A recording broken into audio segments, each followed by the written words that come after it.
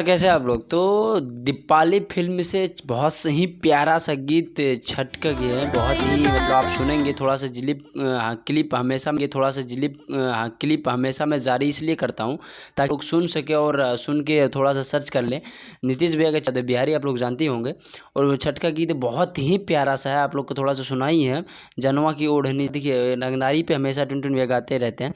रंगदारी पे बात है, अगर वो आज ही आया एक प्रशासन गाना करके है, वो उसका व्यू देखेंगे और छठ का गीत का व्यू देखेंगे, दोनों तो बहुत अंतर है, दोनों दो गुना फ़र्क है।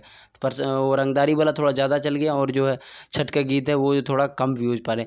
तो आप लोग सुनेंगे अच्छा, तो जैसे गाना पे ज़्यादा व्यू आएगा वैसा ही वो लोग करते हैं। हर एक सिंगर ही कोई भी सिंगर हो, अगर उस जिस गाने पे जिस कैटेगरी के गाने पे ज़्यादा व्यू आए तो उसी पे वो ज़्यादा चलने लगते हैं।